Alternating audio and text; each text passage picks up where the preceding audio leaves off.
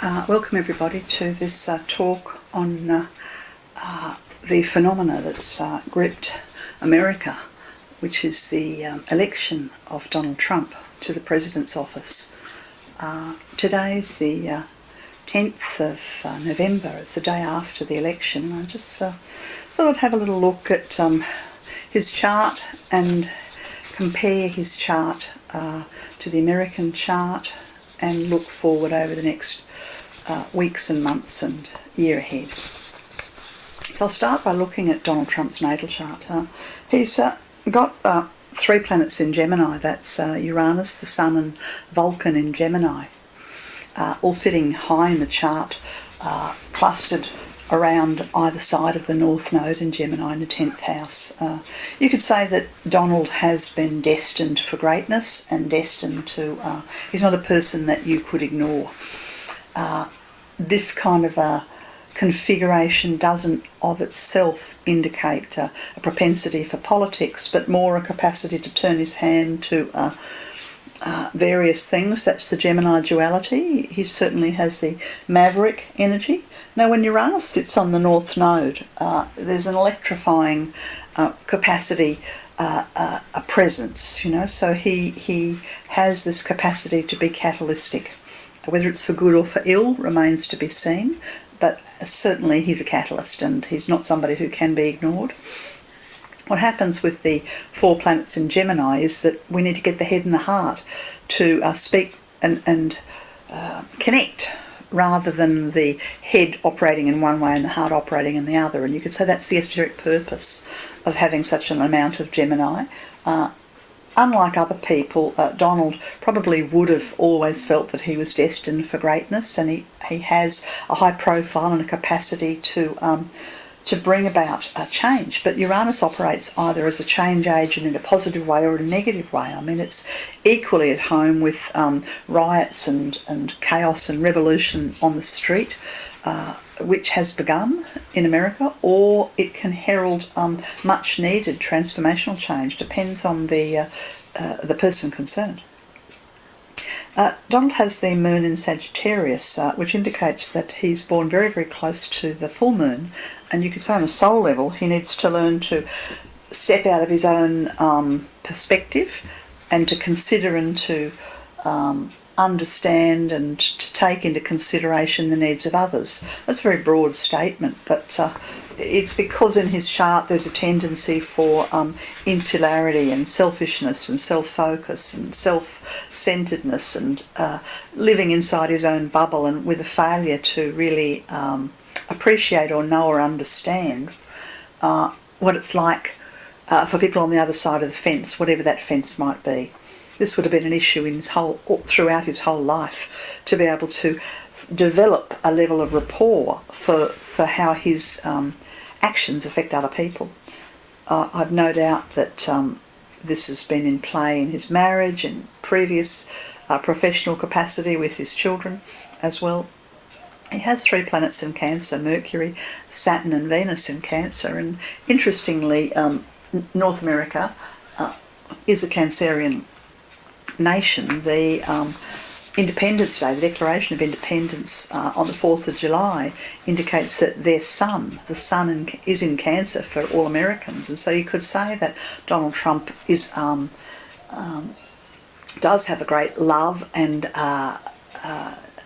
connection with the nation of his birth. And you could also say that the tendency for a nationalistic possibly one-eyed approach is part of having the Cancerian energies. One of the interesting things about his chart is that he has Mercury in Cancer, but it's virtually unaspected. It has one very minor aspect to Pluto. So of course there's a bit of a disconnect between his capacity for sensitivity, which Mercury in Cancer normally has in spades, lots of sensitivity, and his mouth. So his propensity to open his mouth and put his foot in it, we've all seen that. Or what we may not really understand is that his propensity to fail to really feel or have any sensibility or sensitivities to the emotions or the feelings or the suffering of people en masse. He has the words, certainly through his campaign, that have he talks about this empathy, but talk is cheap, and so we remain to be seen whether or not he can put whether any of the sensitivity of the Mercury in Cancer can come to the foreground. The danger when it's virtually unaspected is that there's a disconnect between what he might feel versus what he might say. The tendency to be an opportunist is quite strong with such strong Gemini, and the moon in Sagittarius can either be highly philanthropic and highly tolerant, or it can go the other way into out and out racism, depending upon the developmental evolution of the soul concerned. So thus far what we've heard from Donald Trump is a lot of racism and misogyny coming out of his mouth, and so if you took that on face value, you'd say, well, that's who he is. On a soul level, the possibility for him to be able to link suffering of other people to his developing, changing ideologies is the goal. Yeah. He has Mars in Leo conjunct a Leo rising at the very end of Leo, where the fixed star Regulus is sighted. Now normally this will give a very strong sense of royalty, and I don't have any doubt that Donald Trump feels himself to be above the common people and, cut from a different fabric and they're destined for greatness, and there's a level of sort of aspiration to royalty. Sometimes when I've watched him strutting the stage, he almost reminds me of a Roman gladiator. You get the image that I'm talking about there. That sort of sense of taking up all the oxygen in the room, taking up all the space, having the sort of the God-given right to rule and to be in charge and to have his way. There's very, very strong will when Mars is conjunct a Leo rising, so close as it is, and particularly conjunct Regulus like this. So the danger is the self-conceit or the self-aggrandizement or the actions to serve the self. Now the Mars in his chart is in direct, strong conflict to the midheaven in his chart, which is in Taurus. So he's had his fair share of battles. You could say that he has the old warhorse approach. It's just go harder and stronger and pummel your opponents into the ground. And I heard him say on the news yesterday that he likes to win, and that he was going to persevere because he needed to win. So this very, very strong Mars has got this connection to winning. You could say the macho approach to life. And his Venus, on the other hand, is in the sign of Cancer with Saturn conjunct it, and is disappearing, potentially very close to disappearing into his 12th house. So his feminine side is as yet undiscovered, it appears, from his chart. He's had his fair share of ups and downs. That's the Uranus, the very elevated Uranus. His life has been full of electrifying change, I'm sure. I did read somewhere that he'd made and lost several fortunes and been bankrupt several times. And he has Jupiter in Libra, which is the position associated with millionaires, or in his case billionaires, I think, conjunct Chiron and Neptune. So the question in his natal chart is he able to use his recess sources for the good of others, particularly partners, or in the case of coming to the highest office in the land, for the common good of humanity. Okay, so that's Donald's chart extremely briefly. I'm going to look now at where the planets were when he claimed victory after Hillary Clinton conceded. I think it was about 3 a.m. On the 9th of November. Not exactly sure of the time, but I can see that the moon hadn't long been in Pisces, and the moon's moving through Pisces on the 9th, the 10th and the 11th of November. That's yesterday, today and tomorrow Australian time. And while the moon moves through Pisces, then the subconscious issues come to the foreground, but it's also associated with the movement of masses, whether this is mass adulation or mass protest. And you could say there's been a lot of adulation and hero worship, almost the way a gladiator would receive those accolades. But there's also been mass dismay and mass shock and mass protests happening. This will continue to happen until the moon leaves Pisces, and it may become more militant and the moon moves into Aries. That'll be on Friday afternoon Australian time, or it may, hard to know really. Okay, so that's where the moon is. Now these three planets in Pisces, Chiron, Neptune and the moon in Pisces, are forming a very tight square to his moon in Sagittarius, to his sun in Gemini, to the Uranus and the Vulcan in Gemini. So effectively we have a T-square. America's tearing itself apart is one descriptor really for this. The separations or the schisms between the haves and the have-nots, the country people, the city people, the corporations, the unemployed people, all those schisms that have been existing within the human psyche have been, Donald's been the agent, if you like, a maverick agent to expose this and bring it to the foreground. And it's been done through rhetoric, and it's been done through almost a warmongering approach, an enormous amount of vitriol and hatred and negativity and personalisation that's been on both sides of the campaign, I think. So a war of words that has left the country bitter, torn, angry and or elated. Now, Jupiter is currently moving through Libra, and Donald's coming up to a Jupiter return. It's not very far away. I haven't got my book open to see exactly when, but it's not very far away until Jupiter gets to the 17th degree of Libra. But before it does that, it has to cross his Chiron. And what happens there, you see, is that the oath that he's taken is to govern, or the oath that he will take, I should say, is to govern on behalf of all the people, and therefore to act for the common good, not for selfish means and motivations. And as we can see from Donald's natal chart, this is a bit of a weak link for him. His ability to be able to resonate or act or serve other people has been lacking. He's been much more able to be a self-starter and a self-initiator, and to drive and determine his own star, but to be able to work for the common good. In his natal chart, most of his planets, bar the moon in Sagittarius, they're all sitting in the personal part of the chart. So the tendency for self-focus and selfishness is very great in his natal chart. And Jupiter's calling that he strike a middle balance. Now, he did manage to do this in his acceptance speech, but words are cheap. And we can see with his three planets in Gemini that he's a master, if you like, of words. Words are not a problem.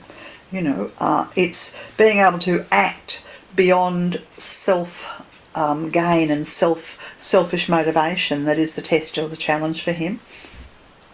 Yes, the Sun yesterday, when the victory was announced, was in the 17th degree of Scorpio, the degree of ambition. And I think it's fair to say that Donald's a very ambitious person, and so a lot of his ambitions have been met, and he's a person who likes to succeed. Saturn moves through Sagittarius at the moment. It's been in Sagittarius since I think the beginning of 2015, and it'll be leaving Sagittarius and entering Capricorn towards the end of next year. And so we've seen the escalation of the refugees and the escalation of xenophobia and the escalations of racial warfare over the last 12 months. And Donald sort of harnessed this these waves for his own end. Saturn's coming up to approach his south node. This will be, I'm not sure how long, it's probably sometime early in the new year, I would say, possibly when he's taking office. Now what happens when Saturn gets to the south node is that our old karma comes back often to bite us, or we have to metaphorically pay our dues. Now, because of his capacity for oratory and this sort of desire to succeed and get to the top, and I think you could also say his affinity for nationalism. He's whipped people up into a frenzy, but there's a responsibility that goes with that, the creation of karma, potentially. You can't whip people up into such a frenzy and then in one breath, and then in the next breath tell them to calm down and that we all have to work together peacefully, and then he's the president for all. The hypocrisy is it's evident for all to see. Of course, the international markets are very nervous about this, because the stock market was fluctuating wildly yesterday, and so there's been a lot of placating going on, from other world leaders towards him, sort of ignoring his tyrannical rants of the last 18 months, and indeed from Donald himself, who's now speaking in the tones of conciliatory, because he understands the language of money, and clearly someone's spoken to him about the fact that the stock market was plunging, and so he needed to speak in a conciliatory manner. How long he can... he has by nature, he's pugnacious, There's no other way of saying it. So how long can he maintain this sort of even conciliatory tone? Well, that's, I suppose, what his minders are up against, or indeed what the Republican Party is up against. You could say the Libra in his chart, I think he loves money. I heard it said that he loves gold. And I think it's also true to say from his chart that he needs to be needed, he needs to be adored. He needs an audience. So he may well, the Gemini side of him may well thrive with the very short media cycle that happens on a day-to-day level in politics. Okay, I'm moving on now, and I'm going to look at his solar return chart. Now, the solar return chart is the chart that governs the year from his last birthday in June 2016 through until his next birthday in June 2017. This is the very first time I've looked at his chart. I was so disenchanted with politics generally that I hadn't even bothered to look, because it appeared to me that the campaign was full of vitriol and hatred. Looking at Donald Trump's solar return, it's kind of obvious that you could say he was destined for greatness in some way this year of his life. If it hadn't have been the presidential campaign, it would have been something else. His Uranus is sitting in the highest possible position in the solar return chart.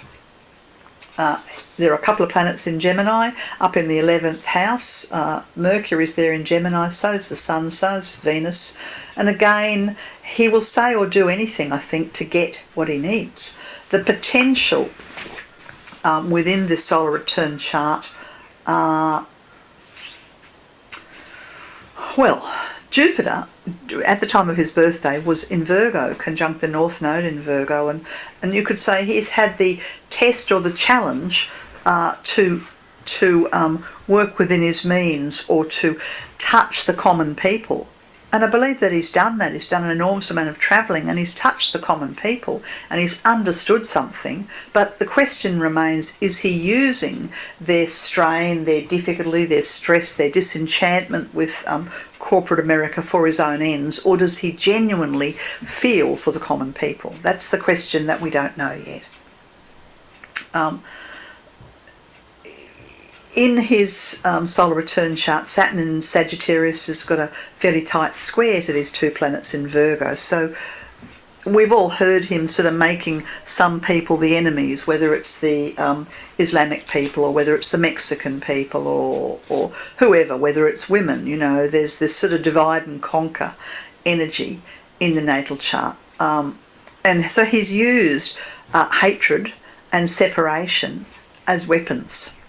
And of course, we've seen nationalistic campaigns during the Second World War, and how they ended up where leaders have preyed upon, I'm thinking of Hitler particularly, preyed upon the desperation of the German people to elevate himself and to harness that power. So when one uses negativity and fear and hatred and xenophobia as a mass weapon, then of course what happens is that you become, that person then becomes a vehicle for more and more and more of that energy. It can begin to spiral out of control.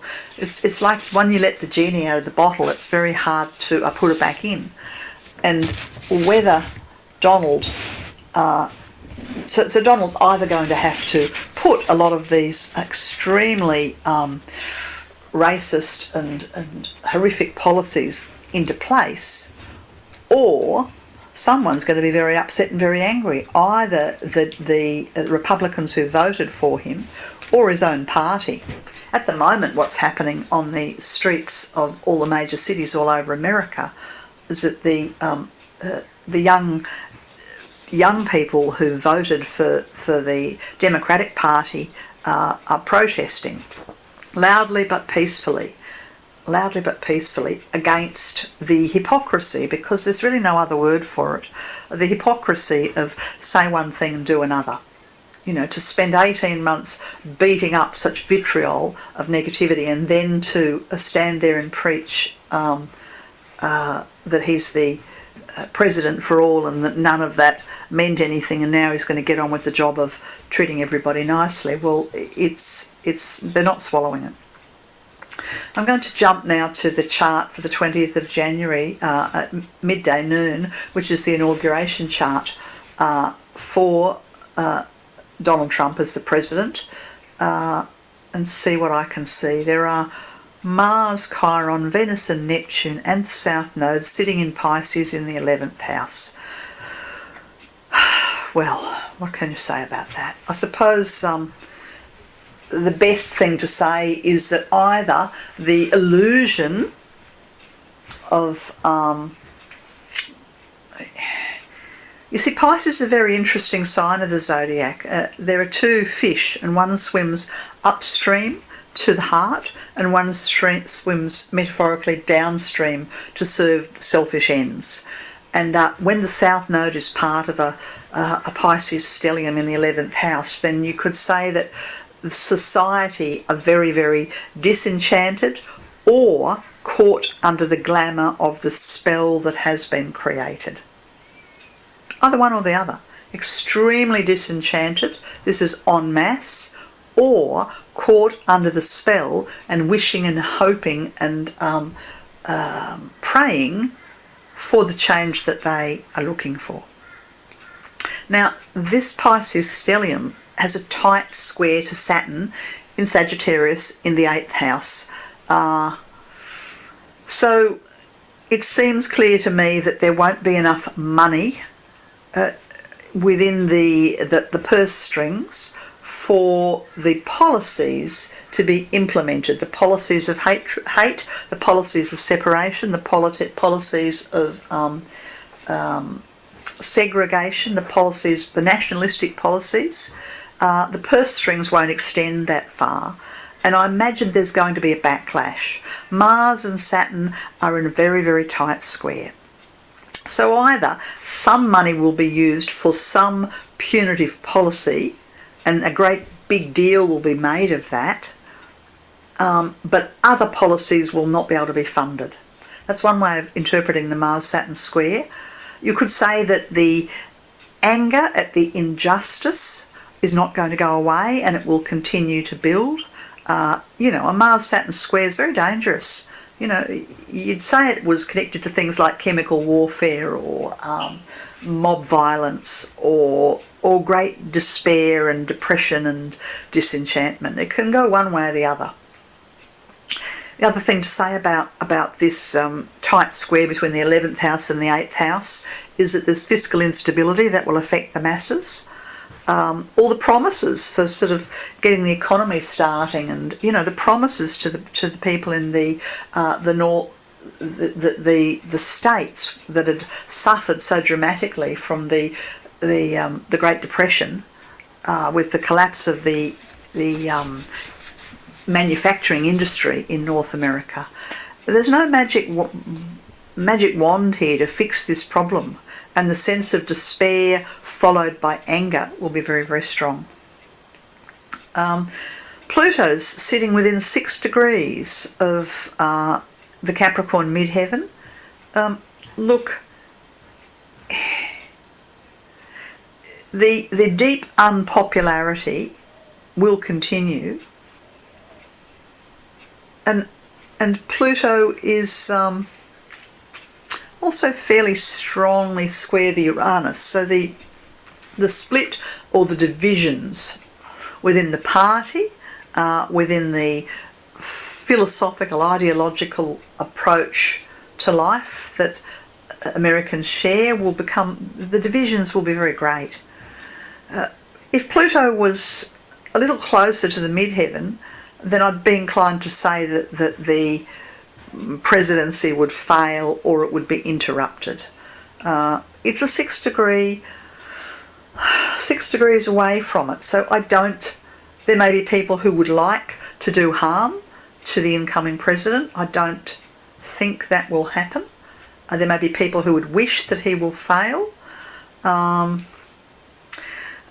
inclined to think that the spin doctoring and the duplicitous lies and the web of illusion will cover and mask things. Clearly the financial crisis of the average person is not going away. The moon's in the 9th degree of Scorpio, conjunct the 7th house cusp. So the issues of poverty are going to continue to affect ordinary people. In terms of the capacity for international trade, he's been threatening a trade war with China. Well, certainly in this inauguration chart, I can't see that. I can see fiscal instability, I can see a lack of money, I can see lies and duplicity affecting ordinary people, I can see a smoke screen covering an area where justice ought to be.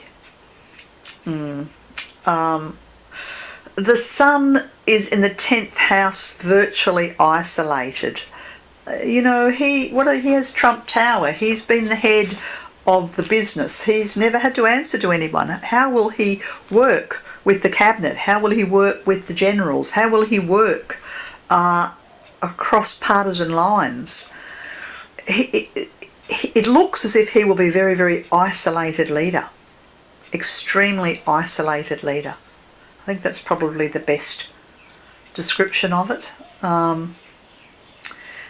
Yes, I'm going to continue on. You see, Uranus is square the midheaven and Jupiter's square the midheaven. The midheaven's in Capricorn.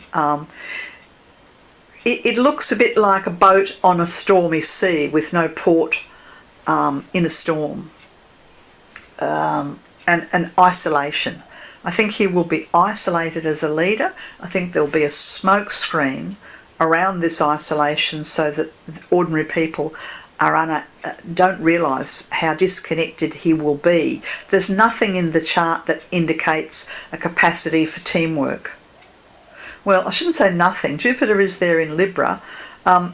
It's more of a goal, but it's a very fluctuating, hard to attain goal. Yep. Okay. I'm just going to compare his chart now to the American chart that was formed on the 4th of July 1776 when the Declaration of Independence came through. And it's extremely interesting. As I said, the sun's in the middle of Cancer in the American chart, and there's Mercury, Vulcan, the Sun, Jupiter, Venus. The energy of the Cancer stellium is really associated with a strong nationalistic image. And Donald Trump has 3 planets in Cancer, and these 3 planets merge very well with the American chart. So you could say that he is extremely representative of one aspect of the nationalistic face of America. Yeah. Having said that, the North Node in the I'm looking for in the Declaration of Independence charts in Leo, and the charge in that chart, if you like, is to become a nation of the heart, and to have the heart driving things, not nationalism, not inward looking. The destiny of America is meant to be progressive, compassionate, balanced, outward looking from the heart. But it starts from an inward looking nationalistic perspective. So I think what I'm saying here really is that Donald Trump fits very well and merges with the egoic aspect of the American identity, but he doesn't merge with the soul aspect of the American identity. The soul aspect of the American identity is held in the moon in Aquarius and the North Node in Leo and Saturn in Libra. And Donald's chart doesn't have any connection to the moon in Aquarius. He simply does not have the understanding of the we the people and for the people at all. In terms of the Leo energy of the heart, what he has is more of the, what I termed earlier, the gladiator energy, the this aggressive winner takes all approach that comes from his Mars in Leo and the Leo rising. But in terms of the heart opening, he has Pluto sitting on the door to the heart of the American chart. So he is simply unmoved and unresponsive to the soul impulse of America. He is a vehicle for the ego, for the shadow of America. Okay. The American chart has Saturn in Libra, a need to find balance, find a middle way, to bring unity. It is the United States of America, but the divisions are very, very obvious. Donald Trump's Chiron is exactly conjunct the Declaration of Independence, Saturn. So you could say his weakness, his failure to be able to meet people halfway because of his dictatorial approach to life, marries in a very weak way, in a negative way, with the karmic lessons for all Americans. America needs a leader who can be moderate and in the middle and balance things. And Donald Trump hasn't figured out how to do that. So there's a great mismatch. It's a bit like, a table with four legs, but one of them's got a collapsible hinge. And in order for a platform of justice to prevail in America, a much more stable leader who understands something about the principles of justice and equality and meeting people in the middle and negotiation and give and take. And this is the weak point in Donald Trump's chart. So he has the collapsible energy. So the potential for him to collapse society and in a retrograde manner is very great. Very sad and very great. Okay, pretty well said everything I wanted to say. There's nothing very hopeful. I'm going to look now at his chart for 2017. Yeah, and this is the chart that Donald's birthday chart that starts in the middle of 2017 and goes through until the middle of 2018. And it's a very interesting chart. Within it there is a kite. A kite, and what a kite, a fire and air kite between the Gemini planets in the chart, the Aquarian planets, between the fire signs, Sagittarius, Aries, Leo, and the air signs, Gemini, Libra and Aquarius. Now what this kite's doing is have you ever been out and tried to fly a kite, but the wind's erratic and you're trying to head it, let's say, north, and a gust of wind gets the kite and throws it behind you and it nosedives behind you? That's what this chart reminds me of, a nosedive that has a retrograde energy, a backwards energy. Yeah, so the back to the future energy in the chart, and the going back to the bad old days of separation and segregation, and so all the many things that have been built into modern America through blood, sweat and tears are potentially at risk. And the way things will go backwards will be through I don't know, duplicitous communication. It's going to be an enormous challenge for his minders, for the Republican Party to keep him on an even keel.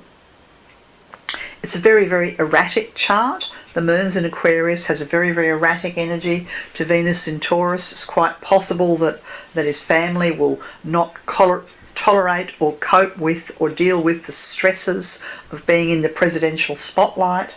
Maybe some of Donald's sort of less than favourable behaviour with his wife or women or female staff members may get him into trouble.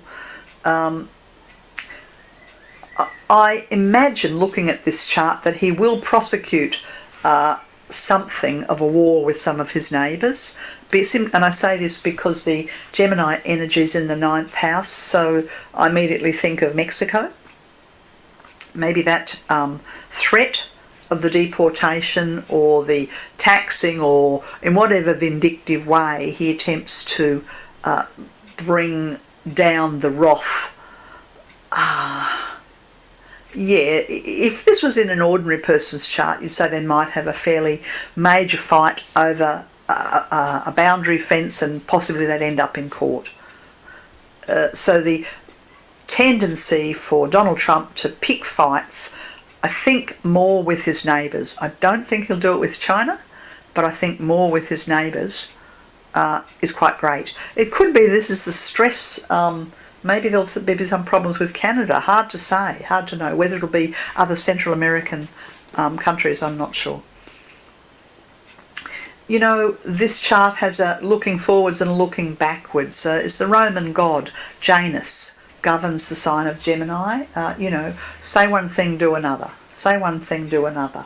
It's very hard to find truth in this chart. It's very hard to find truth in Donald Trump's natal chart. What is more inclined to be seen is a smoke screen of what's the saying, the means justifies the end. Very difficult to be optimistic, but I just thought that I'd tell it how I see it. Anyway, this is Chandra here. Hopefully that's been useful. A star astrology healing, lots of other interesting things on my YouTube site, and of course I work with individuals if you'd like to understand your own natal chart or the year ahead for you. Bye for now.